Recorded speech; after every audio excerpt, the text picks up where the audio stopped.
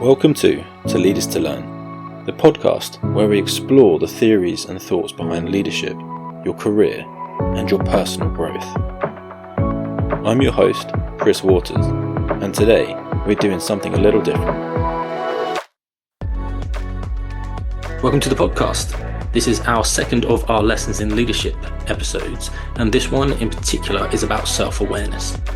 Self-awareness is one of the most foundational elements of our leadership.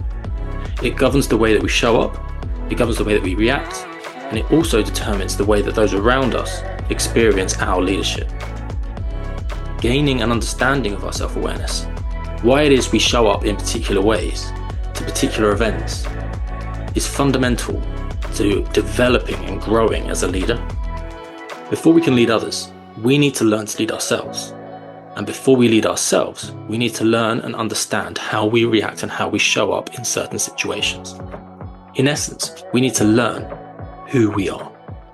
This episode builds upon the framework that we have at Lambda Solutions with our leadership standards. In particular, within this episode, we are looking at demonstrating self-awareness and actively seeking to develop our personal skills and knowledge. Consistently evaluating personal strengths and limitations to be able to identify the areas that we need in order to grow and develop personally and professionally, as well as seeking out feedback from others and looking for different perspectives to improve our self-awareness. So why is it that we need to look at self-awareness in particular? Now, before we can lead others, as we said, we need to learn to lead ourselves. Now, leadership starts with knowing who we are.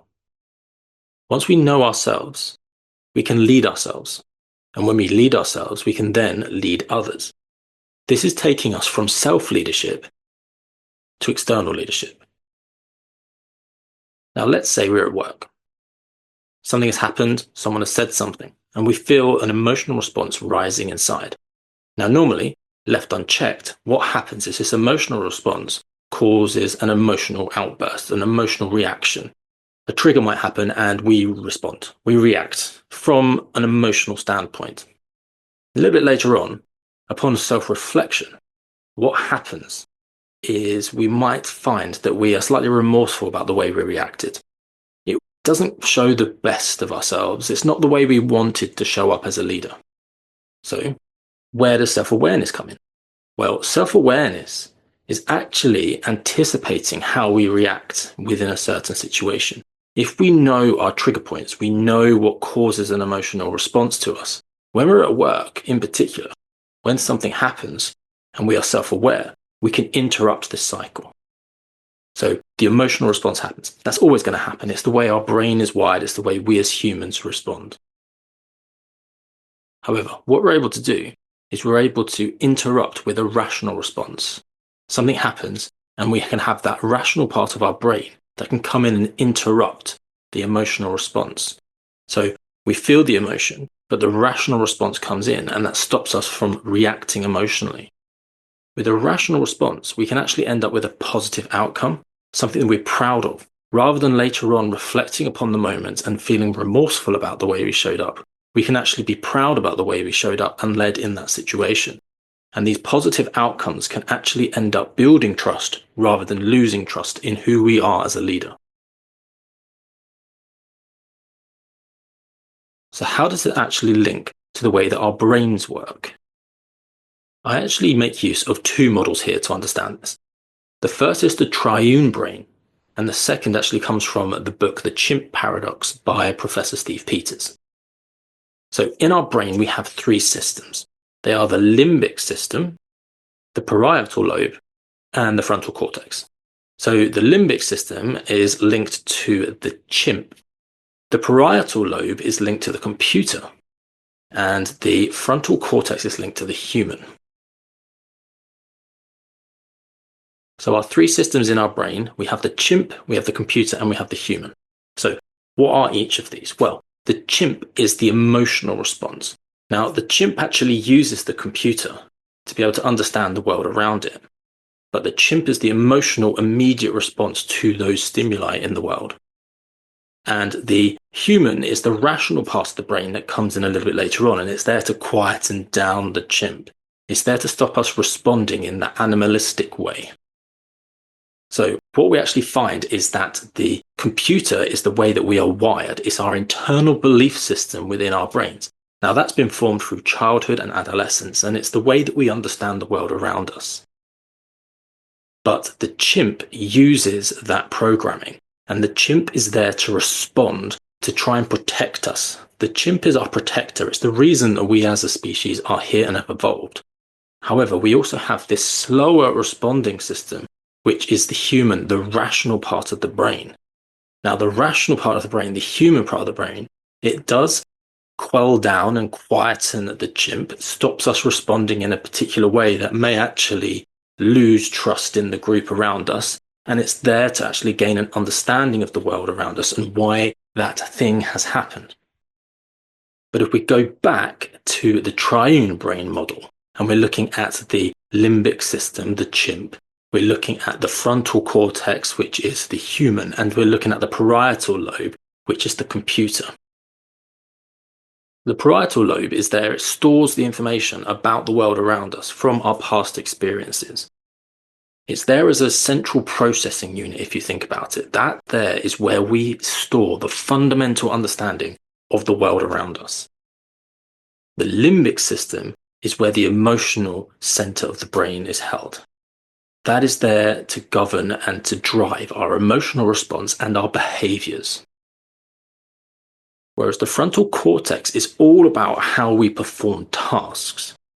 It is there to draw judgments about the world around us, about the stimuli that we're experiencing, and it's about the multi-sensory information, so putting together what we see, what we hear, what we feel.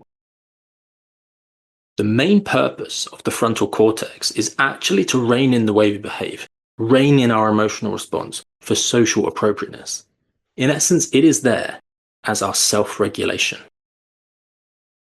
So our parietal lobe actually plays a really, really important role. The computer, if you want to think about it that way. Now, what it's there for is there to take all of the stimuli which come through our five senses, our sight, our hearing, our smell, our taste, our feel of the world around us. It takes all of this, and through our attention, it allows us to make sense of the world around us. Now, our attention takes these stimuli, the things that we're paying attention to, the things that we're learning about the world around us on a regular basis, and it puts it into our working memory. It allows us to use all of these stimuli, all of the things we're picking up, the senses, and to be able to then compare it to past experiences. Now, if we pay attention to it, what can actually happen is there are two things. Either we can put it into our long-term memory if we deem it to be useful, or we forget it if potentially it wasn't useful at that time and we weren't paying attention enough. Now, we can never take everything in. We probably pay attention to a few percent of what's around us in the world. And from that few percent, a few percent of that can actually go into our long-term memory. The rest of it is all forgotten. Our brains are trying to be as energy efficient as possible. Now, when it's trying to be energy efficient, it therefore does not want to have to make too many new neural pathways in our brain. So when something we're paying attention to goes into our working memory, and it's very similar to something that we've experienced before, or it overlays and it aligns with our internal belief system, it's more likely to make it into our long-term memory. Now, from our long-term memory, we can actually only retain a few of those. Think about it, things that have happened to you in the past that you've forgotten because maybe you haven't remembered it as often enough. Now, this is important because if we're not recalling that information and we're not using that information, our brain is constantly going through a sort of filtering down of what we've got in it. So things that possibly don't align with our internal belief system, that aren't regularly used for other memories, other thoughts that we have, they will often get cast aside and forgotten. Only the things that on a regular basis either tied into some of our internal beliefs that regularly get used, some knowledge that we learned once upon a time that actually becomes useful to us, those things are recalled, cemented, used on a regular basis, and therefore our brain keeps hold of them because it deems it useful. Things that aren't useful are often left to the side, forgotten about, and we forget most of what we've learned. So we talked about this attention measurement, this thing that we do that takes the stimuli around us and takes it into our brain to put it into our working memory.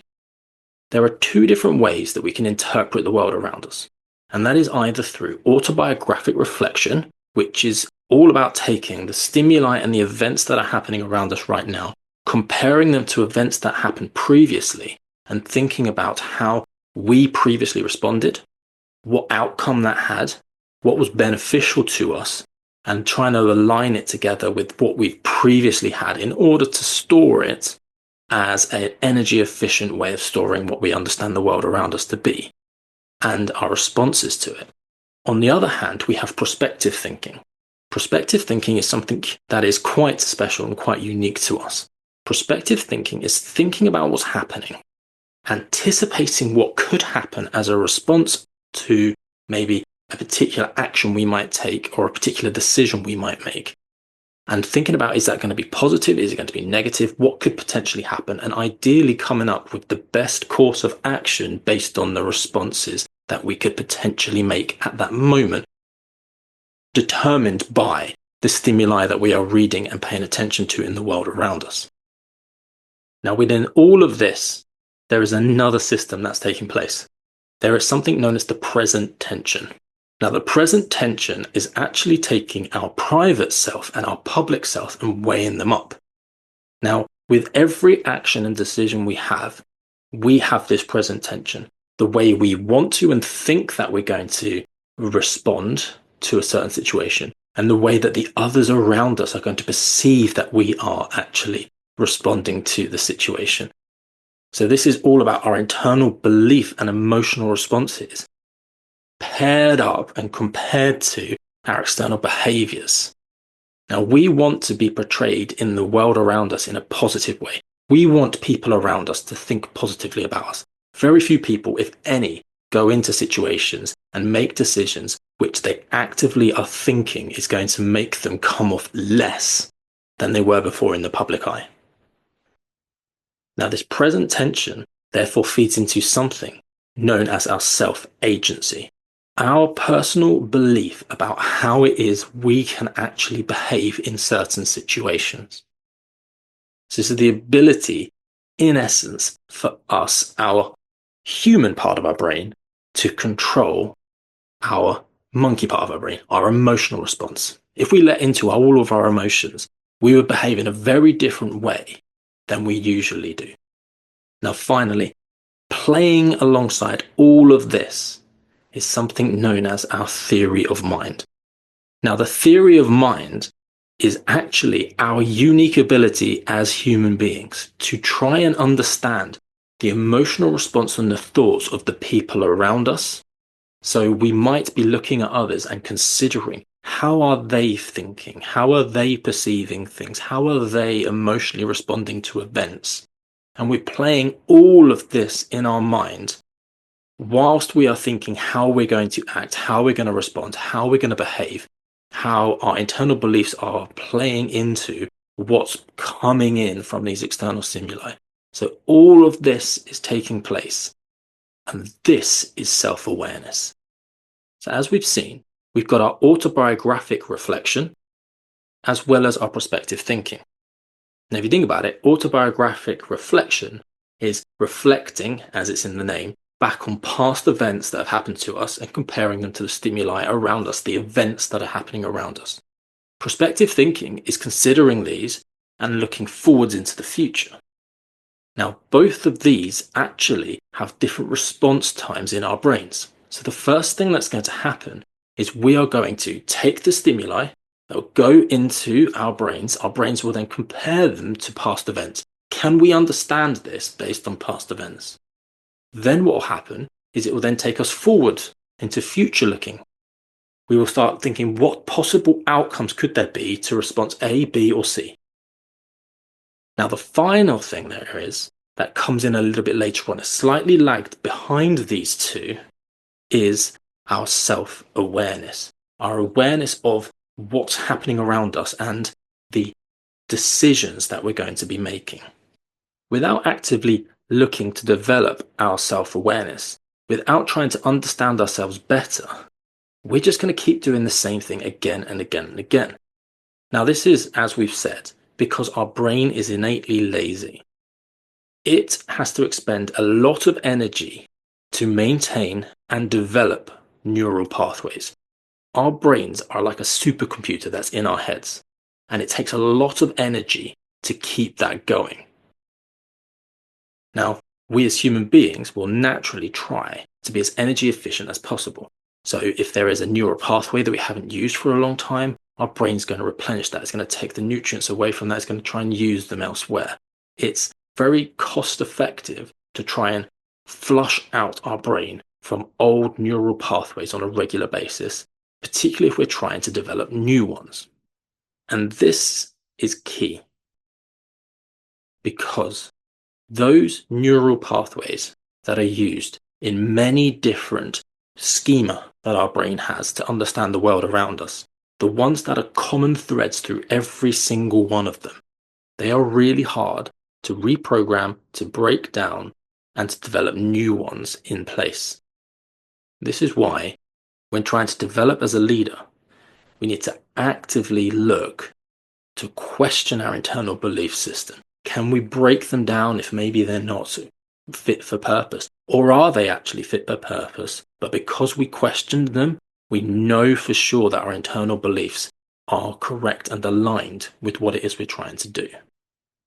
Now, there are many different aspects that come into self-awareness, which get referred to in all the different training programs that we have out there, all the different books, all the different psychological theories. Now, I'm going to try and list as many as we can, and we'll go through and define as many as we can. So we have self-knowledge. Now, this is what we know about ourselves to be true. So when we have good self-knowledge, we know a lot about ourselves. When we have poor self-knowledge, then we don't know as much about ourselves as we think. There's self-description, which is all about the way we describe ourselves. So how do we personally describe ourselves and having our understanding of who we are? There's self-evaluation, which is our internal measure of how we perform against a particular standard that we have set. There's our self-esteem, which is how we feel about ourselves, our emotional connection to ourselves. When we have a high self-esteem, then we feel good about ourselves and we're emotionally connected to ourselves in a positive way. There's self-regulation, which we've discussed. It's how we can regulate ourselves, how we can control our inner chimp, how we can stop ourselves from emotional outbursts. There's self-efficacy, which is our belief in our performance and our ability to perform to a particular level in the pursuit of our goals, our ambitions, our desires in life. There's our death awareness, which says it on the tin. It's our awareness of our own mortality. There's our self-conscious emotions. That is, how conscious are we of how we are feeling at any moment in time. It's our understanding of the way we feel and the way we are going to feel about particular things. In essence, this is the connection there is between our monkey and the way it's feeling, which has no linguistic ability to describe itself, and our human and the way that we are able to describe and verbalize and put language to our emotions. So how aware are we of our emotions, and are we able to describe them to others? There's our self-recognition, which is our ability to recognize ourselves, our actions, our beliefs, our thoughts, our behaviors. So are we actually able to recognize the way that we are acting in particular situations, the way that we are thinking in particular situations? Because there are times where we may act or think in contrast to who we think we are. And finally, the last one I want to go through is self-talk. Now, this is the way that we talk to ourselves, and this is the internal dialogue that we have about ourselves. So there will be positive self-talk, which is the positive ways we talk to ourselves in situations, and there's negative self-talk, which is the way that we might self-ruminate, the way that we might talk down to ourselves and maybe downplay our abilities internally in particular events or situations. So talking about self-rumination, Here, I would just want to pause a moment and just talk about the difference between self-reflection and self-rumination. Because one of these is a positive and something that we actively should be doing on a regular basis as a leader. And one of them is something we can become guilty of doing if we don't control it and if our self-talk is quite negative about ourselves. So self-reflection is something we should be looking to do on a regular basis. It's something that we as leaders need to make sure we put time aside to do. And what we should be looking to do is reflect upon our actions, our thoughts, our feelings throughout the day, the week, the month that's just been. And we should be looking, can we recognize ourselves? Can we measure our ideal self and our real self? We'll come to that in a minute. And can we look to improve upon ourselves? Now, self-reflection can lead to positive improvements. It can lead to embedding and breaking down new or old internal beliefs, and it basically leads to growth. And that's really, really important. Without self-reflection, there will be no growth. However, on the other side of things, we have self-rumination. Now, self-rumination is something that can be negative. It can be a detrimental impact on us, and it can therefore chip away at our self-efficacy and the way that we feel about ourselves, and our positive way of feeling about ourselves can easily, through self-rumination, turn into a negative, and we can therefore become detrimental in our growth and do the opposite. Now, as a sort of note here, self-rumination, if left uncontrolled, can spiral and can lead to all sorts of issues which need professional interventions such as anxiety and depression. So the way we talk about ourselves to ourselves through our self-talk, through these two mechanisms of self-reflection and self-rumination, we need to be very careful and be aware enough of ourselves to think about which one is it that we are doing. Are we talking down to ourselves and self-ruminating when we believe that we're actually being self-reflective, and therefore we might spiral into anxiety and depression and stress and other things that may need that professional intervention. And ultimately, self-rumination, we sometimes call overthinking. And when we're overthinking something, it can be self-ruminating. And that is where we need to catch ourselves and think to ourselves, is it positive? Is this going to lead to a positive change for us, or is it going to lead to a negative change for us? And then we need to interrupt that at that moment through our self-awareness and start talking differently to ourselves. Okay, now this is one of my favorite models and ideas to explore and look at, particularly when we're trying to learn, grow, and develop as a leader. So we have two key pictures in our mind. We have one, which is our real self, which I've pictured here, and the other one we have is our ideal self. Okay, so what's the difference? Well, our ideal self is the standard we have set internally on how we should show up, how we should react, how we should think, how we should behave at particular moments in time. It is the picture of who we want to be. On the other hand, we have our real self. Our real self is how did we actually think, behave, perform in particular situations. They are very different. One is an externally facing thing, something that other people can look at. That's the real self. And our ideal self is the thing that we want to be, the person we want to be internally. We want to be seen in this way, but we are being seen in this way. Now, how they weigh up against each other is really, really important to how we can therefore learn, develop, and grow. So how does this come together in a model? Well, we have our positive and negative discrepancy. So what's a discrepancy? Well, a discrepancy is how are they weighing up to each other? A negative discrepancy would be where our real self has fallen short of our ideal self. A positive discrepancy would be one where our real self has outperformed our ideal self.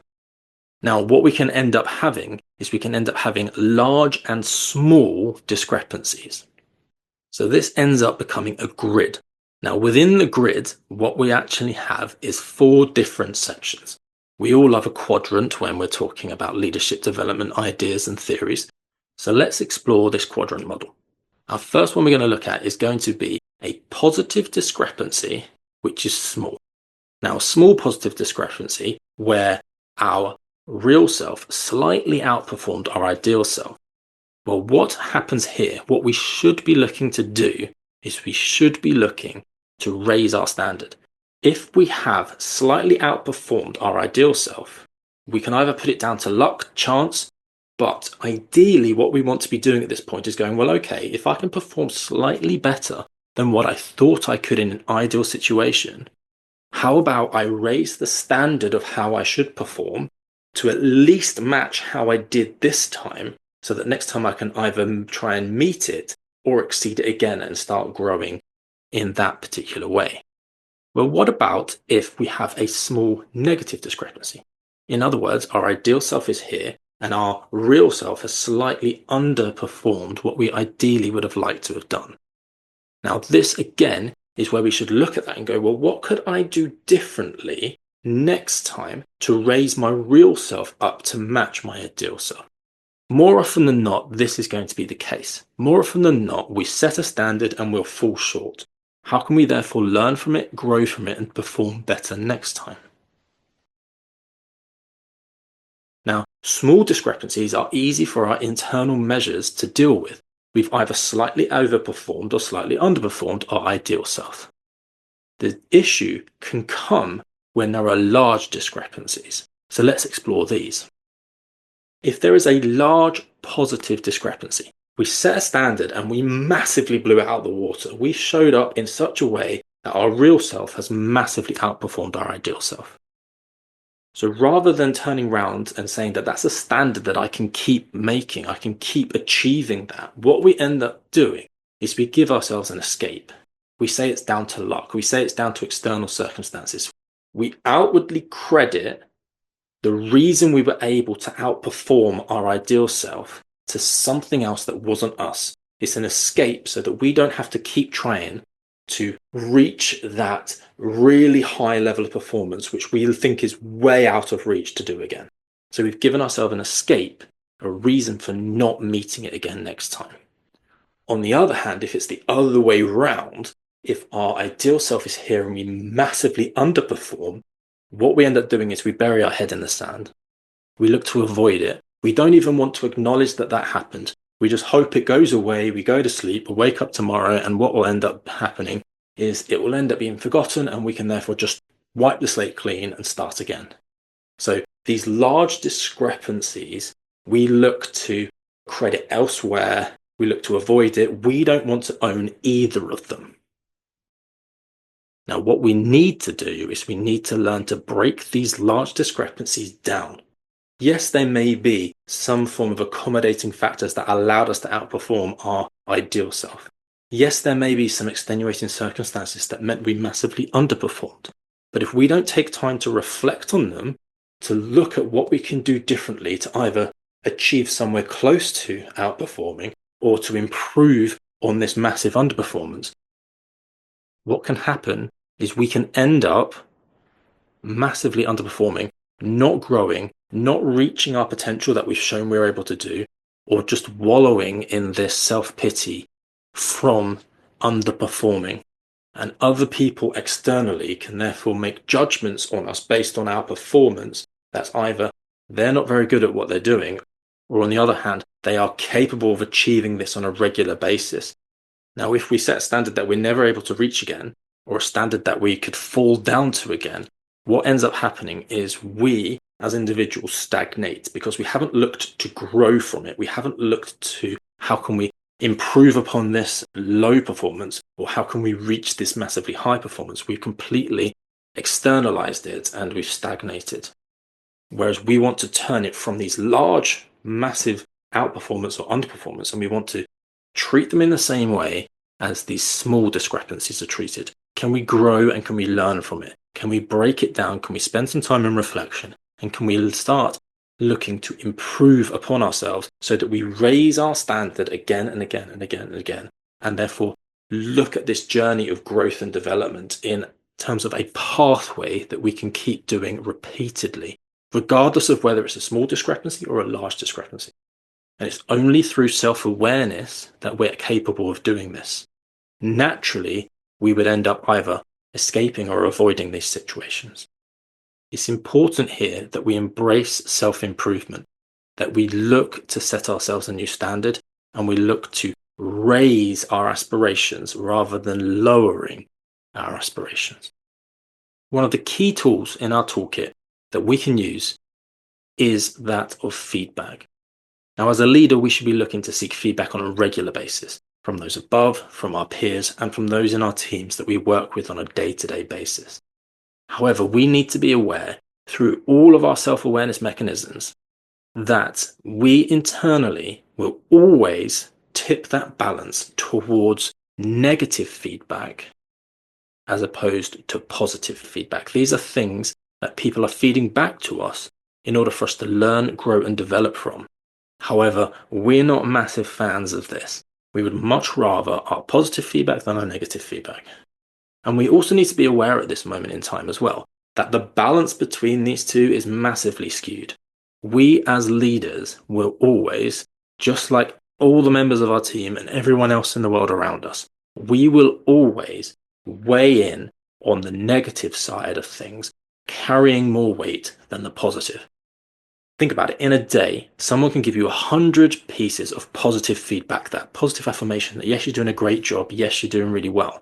But the moment someone says one thing negative, that's the thing that you remember. That's the thing that captures us. That's the thing that we do not like hearing, and therefore we pay more attention to it than the positive feedback. So what can we be making use of this feedback for? We should be looking to seek feedback in terms of challenging our limiting beliefs. We all have limiting beliefs, and it's really, really hard to challenge them ourselves. But if we seek feedback from others, that feedback can feed into our growth and development where we challenge these limiting beliefs. It can help us to reveal blind spots. Now, we are always blind to certain things. There are particular things that we will do every day, again and again and again, and we're completely blind to it. These are things where maybe we've not paid attention to something, or we've let something slide, or it's just got too far that we don't even pay attention to it anymore because we're so above it. We believe that other people should be paying attention to that. There are many things, and unless we seek feedback from others about them, we will never develop them, we will never pay attention to them, and we will never grow in respect to them. So we can make use of feedback in case there are any blind spots that we need to be working on to improve our leadership. So they're just two of the things we can be using feedback for. However, something we also need to be aware of is the form and the way that we take the feedback that's positive or negative. So positive feedback, we often take it as affirmation that things we are doing is right. But if we get too much of it, might we fall into complacency? Might we start thinking that actually we're just naturally good at doing X, Y, or Z because we keep getting positive feedback about it? On the other hand, this negative feedback, we might have been getting positive feedback on something for, 3 months, 4 months, but someone has fed back to us in one moment something slightly small about that thing, something we could be working on, something maybe we didn't do too well, something that showed up somewhere in the data that hasn't quite hit the mark. And what we might end up doing is catastrophizing that. We might take that one thing and just blowing it out of proportion. But actually, it's not actually that bad. We shouldn't actually be catastrophizing it. If we were to take that negative bit of feedback as it's meant to be, an opportunity to reflect on that and think, was there something we didn't think about this time? Was there something I could be doing better next time? Is there something that can take these 100 times I've got positive feedback and make it 1,000 times I get positive feedback because I just need to change this one thing? So it's an opportunity to grow and develop. So I'm going to pause a moment here, and I'd encourage you to pause and think of these 3 questions. So the first one is, what is the purpose of us seeking feedback? So we've decided from this that we need to seek feedback. We need to maybe go out there, send an email. We maybe need to go and ask at the end of a meeting about something that went well or something that didn't go so well. So what is the purpose of us seeking feedback? Are we taking it as an opportunity to improve, or are we taking it for affirmation that we're doing the right thing? Who is the person that's providing it? Are we asking the right people for feedback on the right thing? It's no good asking our superiors if we're leading those below us effectively. Equally, it's no good asking those below us if what we're doing is in the right direction in terms of the overarching vision of the organization. So are we seeking feedback from the right people at the right time? And in terms of timing, how often is it that we are seeking feedback? Should we be seeking it weekly, daily, monthly, quarterly? So how often are we seeking it? And how often are we going to pause and take time to reflect and act on it? Now, at this point, what I'd like us to do is I'd like us to think about some actual practical steps that we can take to develop our self-awareness. So here I've actually used a set of steps to visualize our steps we need to take to develop our self-awareness. Now, the first 3 steps I've actually put in here are key. These are foundational elements of self-reflection. These are the key ideas that we can be utilizing daily, weekly, monthly, quarterly. These are our self-reflections.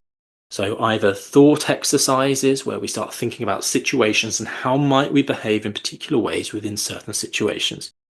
Meditation.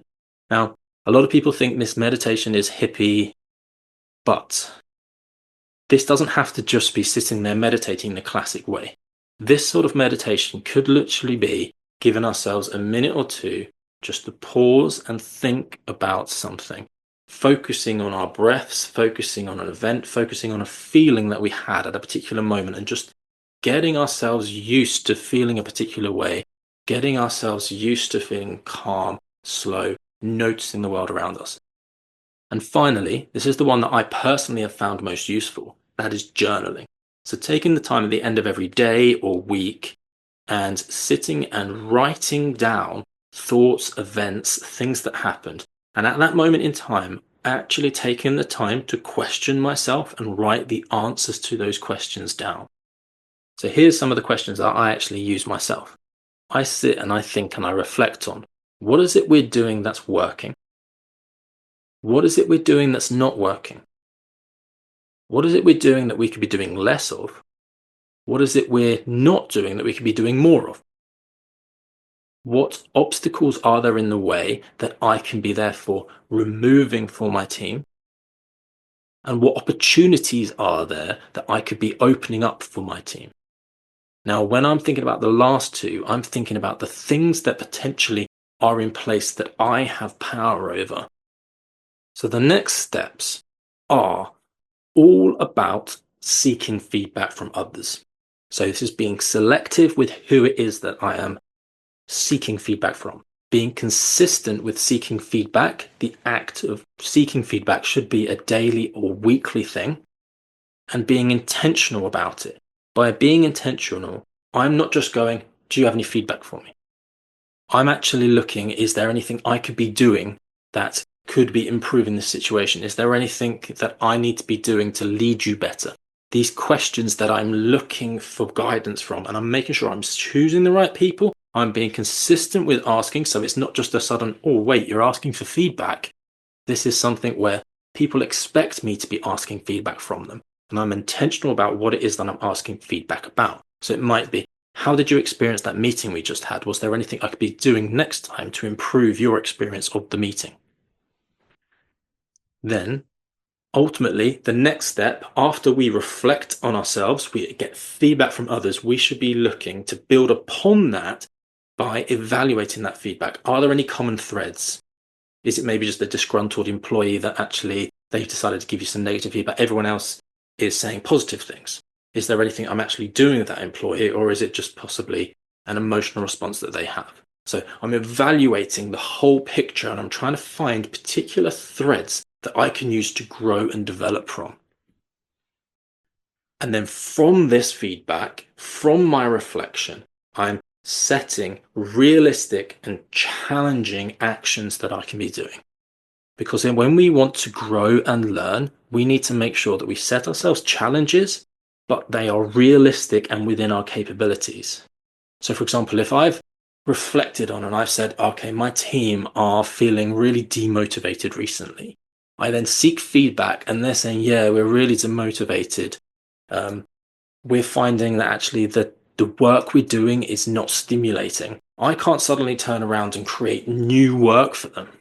What we need to start doing is setting realistic challenges that I can maybe check in on them on a regular basis. I can set them individual creative tasks within the work that allows them to utilize their skill sets. So I'm looking at it from a holistic view.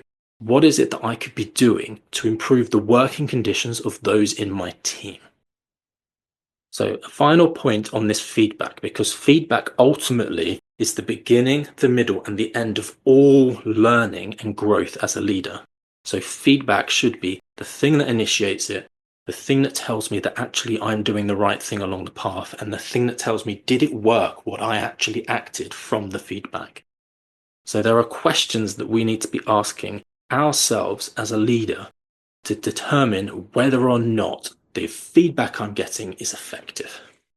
These questions are: what is the purpose of seeking this feedback?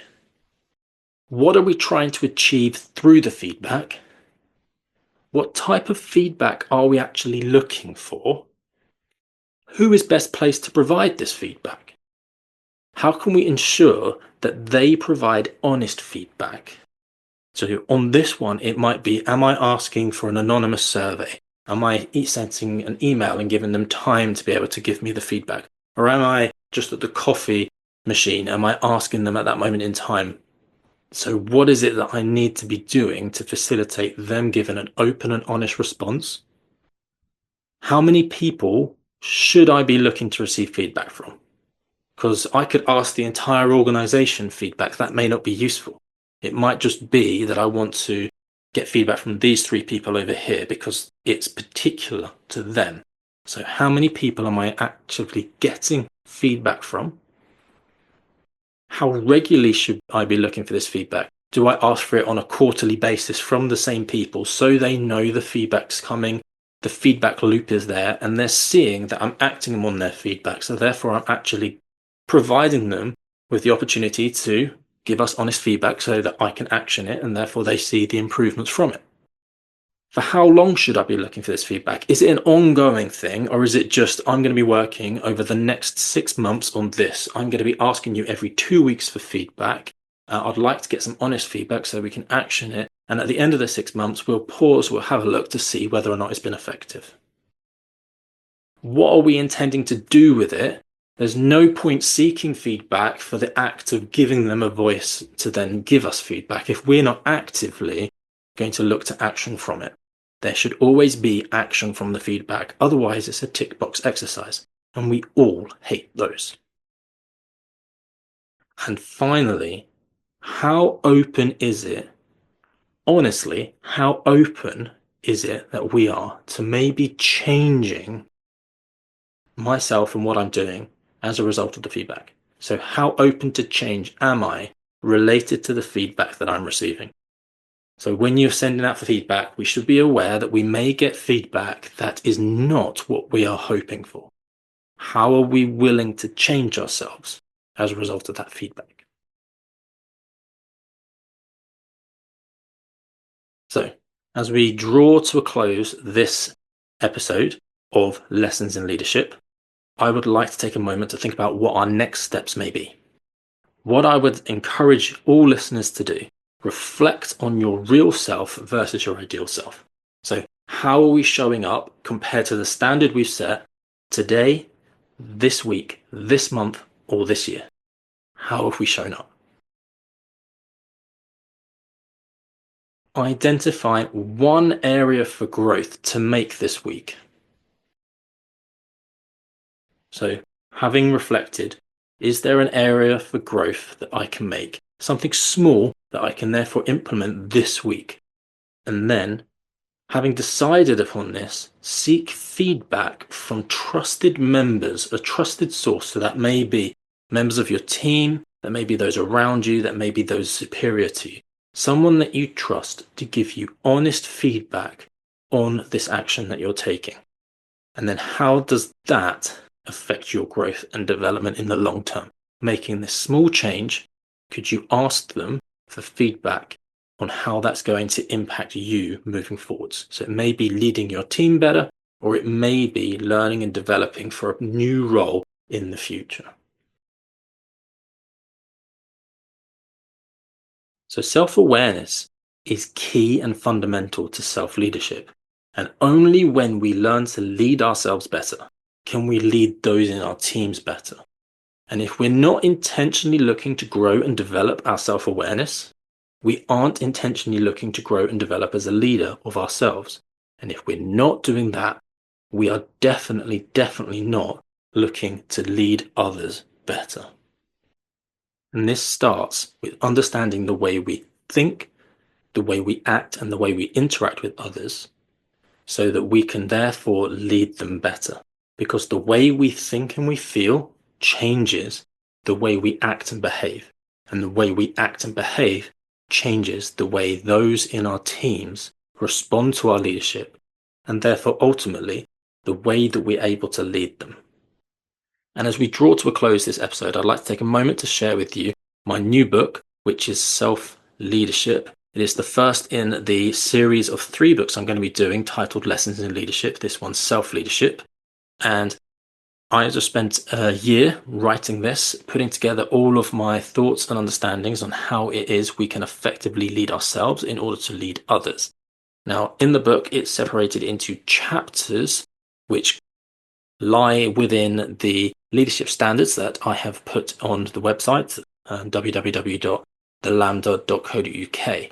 Now, this book, at the end of every chapter, what I've done is I've given some reflection activities. I've given some situational reflections, which you can take, which put you in a situation and think about what it is that I've covered within that particular chapter, that allows us to develop ourselves as a leader so that we can show up better for our teams. Because ultimately, our workplaces will be much more productive and much more enjoyable if we as leaders lead better. When we grow, those in our teams grow. Until next time, remember, to lead requires us to continuously